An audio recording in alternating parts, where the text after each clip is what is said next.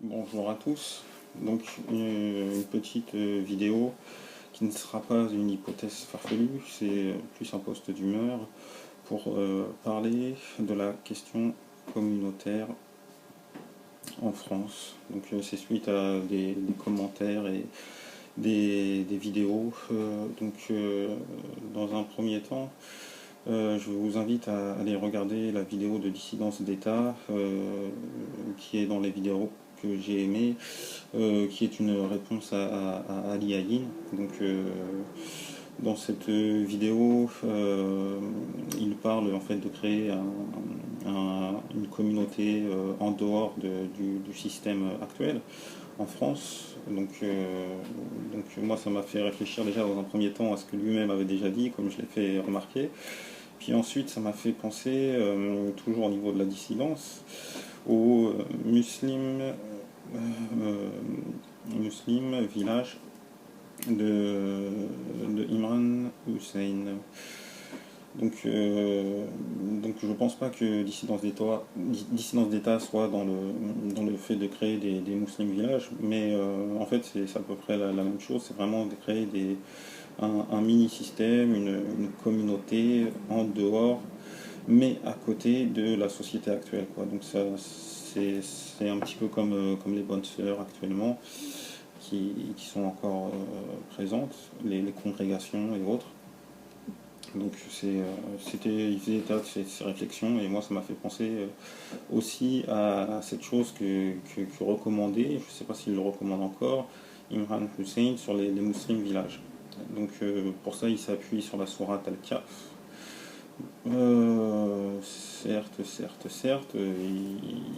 Il utilise, il métaphorise pour donner ses avis.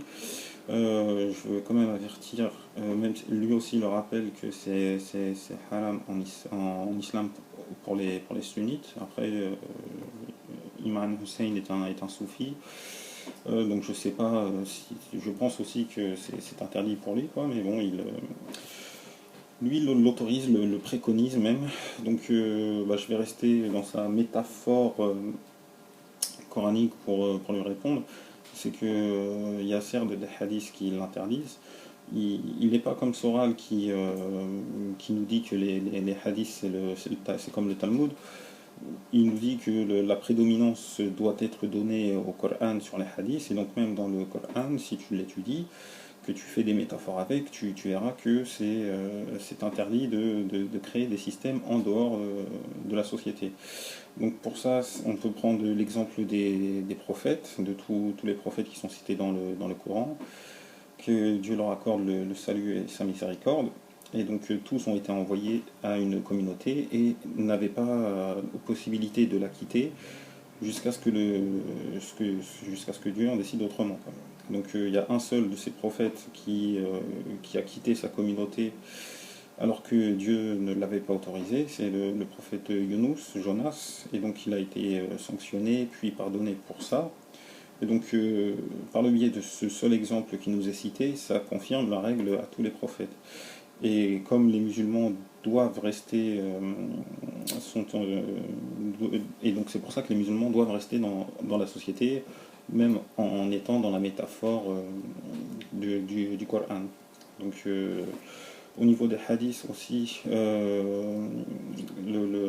qui nous disent qu'on doit rester dans une société, comment s'y comporter quand celle-ci persécute, on va dire, les personnes qui sont dans cette société. On doit ordonner le bien et condamner le blâmable. Et donc condamner le mal, c'est le combattre, au minimum par les mains. Et ensuite, si ce n'est pas possible, par la parole. Et si encore par la parole ce n'est pas possible, au minimum on doit le combattre par le cœur. Donc on voit ici que la foi, ça commence dans le cœur pour ensuite arriver à la langue et enfin aux mains, dans les actes. Ça me fait penser aussi aux paroles de Jésus, Issa, que Dieu lui accorde le salut et sa miséricorde, qui disait qu'on reconnaît un arbre à ses fruits, quoi. Le croyant est visible dans une société, quoi. Ceci, le fait d'être croyant, on va dire, est en opposition avec l'état laïque athée actuel. Donc en France, on a hérité, on va dire, de la philosophie des Lumières. Donc c'est pour ça qu'on est plus ou moins pour de l'intégrationnisme, assimilationniste et autres. Donc si la personne est socialiste, communiste, soit, c'est parfaitement cohérent. 1789 était un préambule à 1917. Et donc l'homme laïque français, la société laïque française, est un embryon en fait de ce que sera l'homme athée et puis laïque soviétique, russe. Donc c'est parfaitement cohérent si la personne est socialiste, communiste et autres, qu'elle soit pour l'assimilation, intégration, quoi.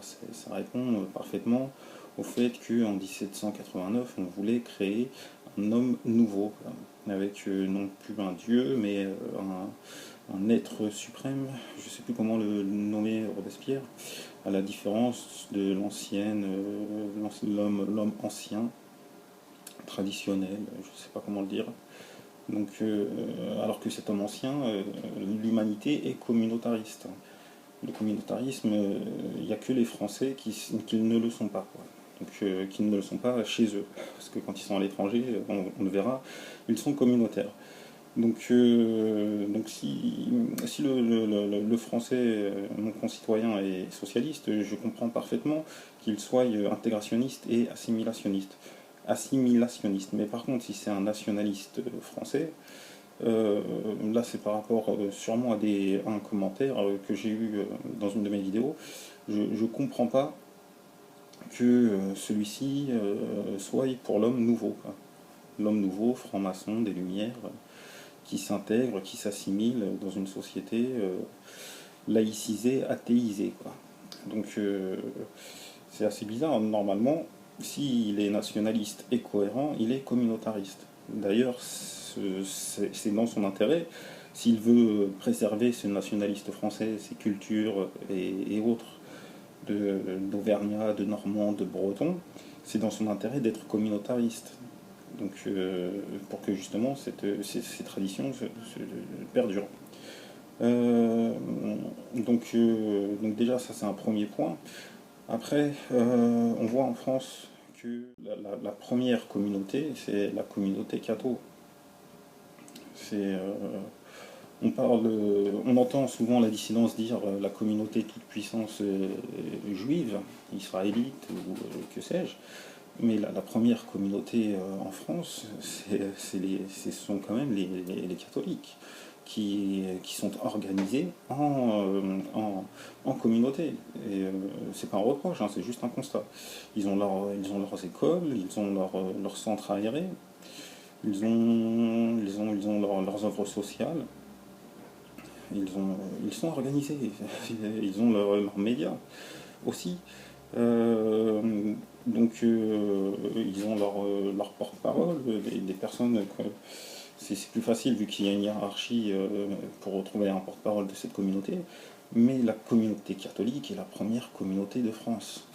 Euh, elle est très influente aussi. Elle est énormément, elle est très très influente. C'était aussi un petit rappel à ces mêmes à des contradictions actuelles dans la nouvelle dissidence nationaliste, quoi. C'est assez bizarre. Donc déjà, il y a cette chose-là au niveau des nationalistes français, en France, on va dire, parce que à l'étranger, en fait, les Français sont communautaristes, hein, qu'ils soient issus de la philosophie des Lumières, donc de gauche, ou qu'ils soient de droite assez bizarre, ou de droite franchement catholique.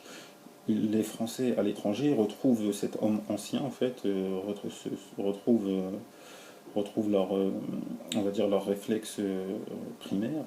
Et on peut parler de la Froggy Valley à Londres, qui est un exemple de communautarisme français.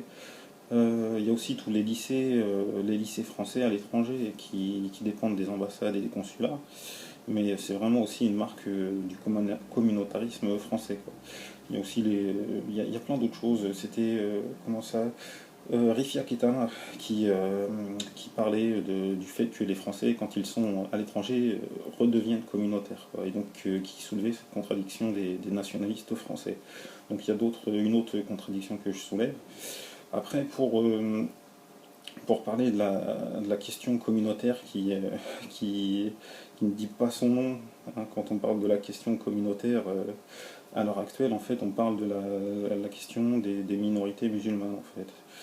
Donc, minorité musulmane. Euh, donc, euh, donc, faudrait savoir en fait de quel communautarisme on parle en fait, parce que c'est, ça évitera les quiproquos et des choses assez bizarres. Est-ce qu'on parle du communautarisme maghrébin? Donc les Maghrébins peuvent s'organiser en tant que Maghrébins, quoi, qui ont une culture commune, algérienne, marocaine, tunisienne ou autre, ou est-ce qu'on parle de communautarisme musulman qui, euh, qui lui par contre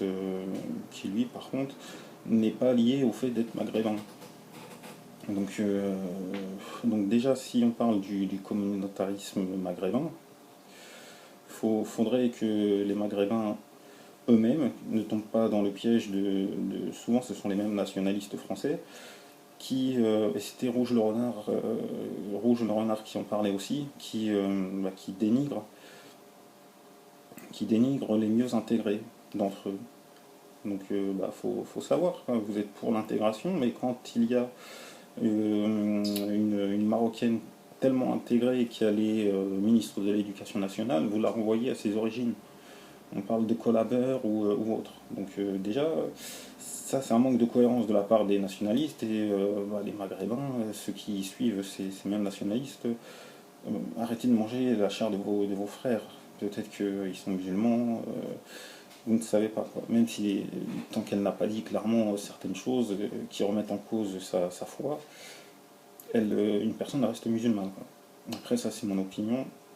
Il y a des personnes pour qui le fait de simplement ne pas faire la prière te fait sortir de l'islam, ça c'est pas mon opinion. Mais voilà, si on parle d'intégration, soyez cohérents, messieurs les nationalistes, quand un maghrébin est intégré au point d'arriver à un certain niveau, arrêtez de le dénigrer, quoi. Dites que c'est un socialiste, un gauchiste, communiste ou que sais-je, mais dites pas que c'est un marocain, double nationalité, patate ou fin, quoi. Donc déjà ça c'est un premier point. Le deuxième point c'est sur le communautarisme musulman. Donc moi je suis favorable à ce communautarisme musulman, que l'on puisse s'organiser pour, à l'instar des catholiques, que l'on ait nos écoles, nos centres aériens, nos œuvres sociales, nos médias, nos représentants connus et reconnus qui pourraient passer dans des médias et donner une parole euh, qui irait dans la majorité, qui serait égale, on va dire, à la majorité de ce que pensent les musulmans en France, musulmans qui seraient maghrébins, bien évidemment, mais aussi africains, mais aussi, pourquoi pas, auvergnats, normands, bretons, asiatiques. Donc, il ne faut pas oublier que la franc-maçonnerie laïque athée a pour ennemi le catholicisme et l'islam, car ce sont des communautés universelles, en fait, universalistes et donc transversales. Et donc on peut être maghrébin et être ou dans la communauté catholique ou dans la communauté musulmane. De même que pour les Français de souche blancs, on va dire, et ainsi de suite. Donc après j'entends aussi les remarques de Ali Haïn et même la dernière remarque de Dissidence d'État qui nous fait remarquer que ça peut aller dans l'intérêt du système capitalisme actuel en fait, que les musulmans s'organisent et que ce communautarisme est poussé par le système, mais il ne faut pas oublier qu'en tant que musulman, on n'agit pas par intérêt mais par les intentions. Donc on ne doit pas craindre quand on agit à ce que ceci soit les prémices d'une guerre civile ou ce que ce soit le démantèlement des services publics français, quoi. On doit agir avec une intention pieuse et dans la crainte de Dieu. Donc voilà. Bonne continuation.